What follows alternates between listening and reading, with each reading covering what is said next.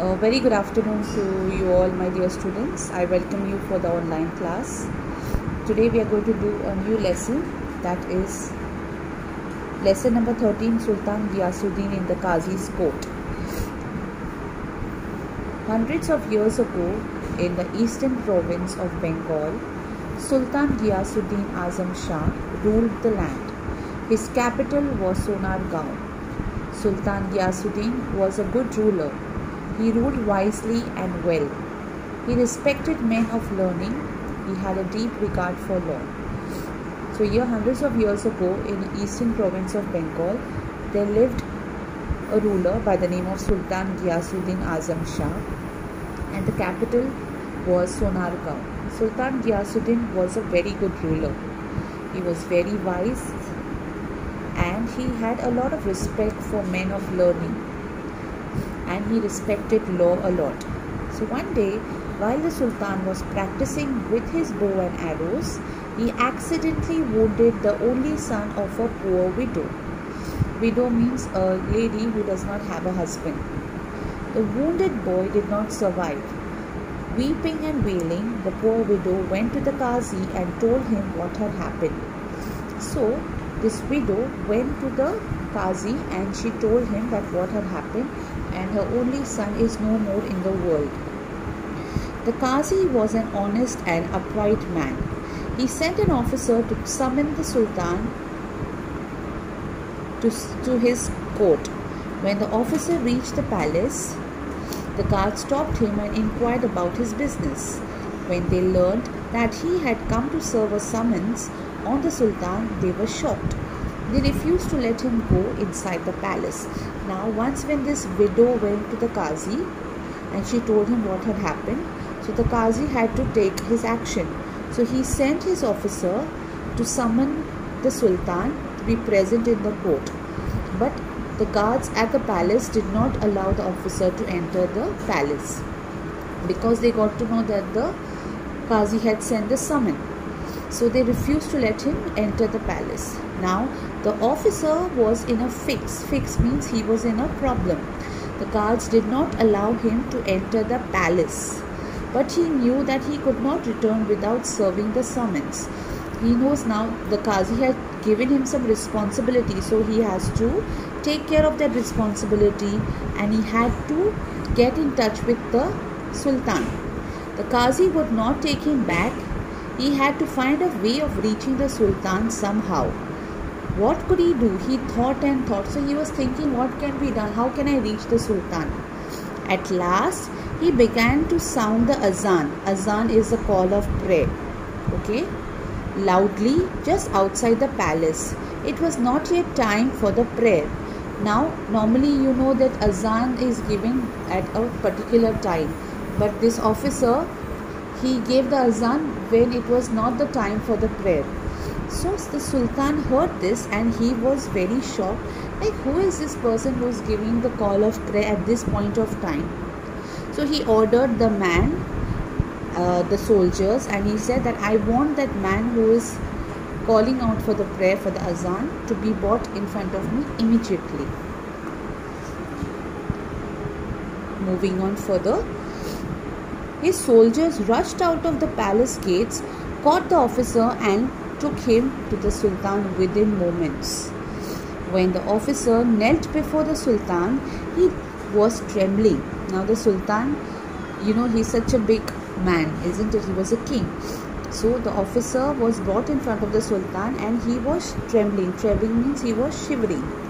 But he mustered all his courage and explained why he had given the call for azan. Mustered means he gathered all that courage what he had required to do his duty. Then with shocking hands he gave the summon to the Sultan. So his hands were trembling, so he gave this summon to the Sultan. Sultan Ghiyasuddin took it without making any comment.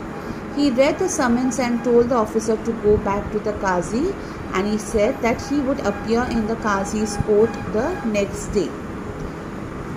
The next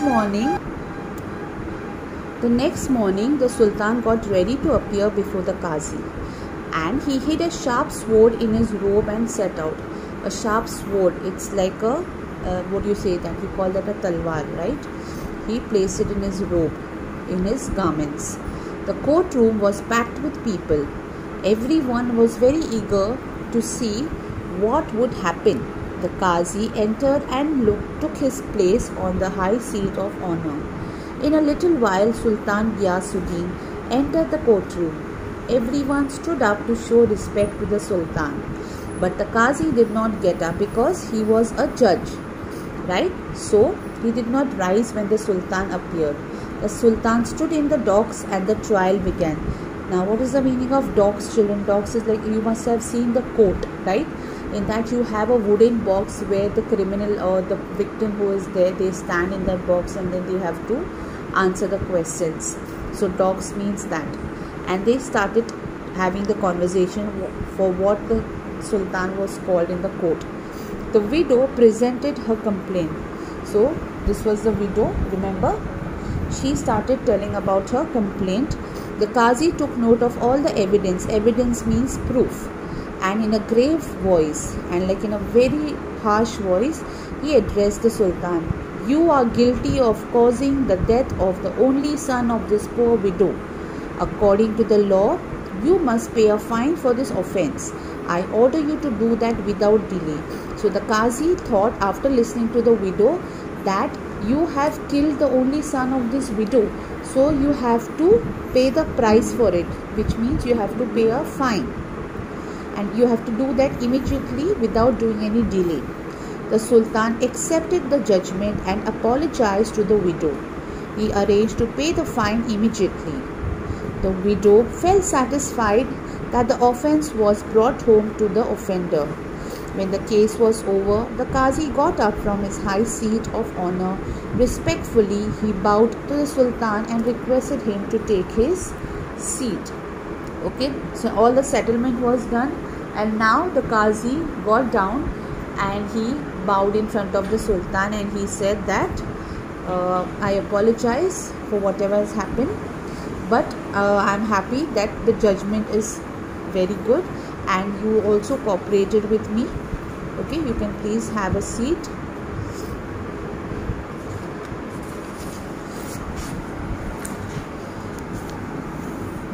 The Sultan then drew the hidden sword from his robes and told the Qazi, I am happy that you did not waver in your duty.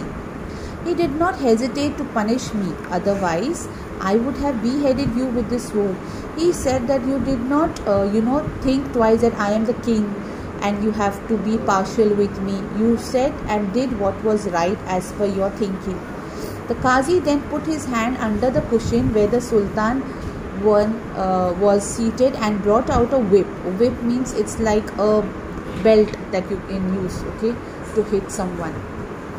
It's called a whip. He said, Your Majesty, I am happy because you obeyed the law. Otherwise, I would have whipped you in this court. So the Qazi also told the Sultan that I am happy that you agree to what I said and you obeyed the law at the same time. Otherwise, I would have whipped you. I would have hit you in this court in front of everybody. The Sultan then got up and embraced the Qazi. Thank God we both did our duty, he said. So the Sultan got up and he hugged the Qazi and he said that thank God we both have done our duty. Everyone present in the courtroom praised the two great men. So the people who were present in the courtroom, they praised these two great men. Who are the two great men, children? The Sultan and the Qazi. Now what is the meaning of wailing? Wailing means crying and sobbing long and loudly, continuously crying. Upright means honest and just. Summons means to order someone to come, to send for someone. It's like a notice. Summons, a written notice ordering someone to appear in court.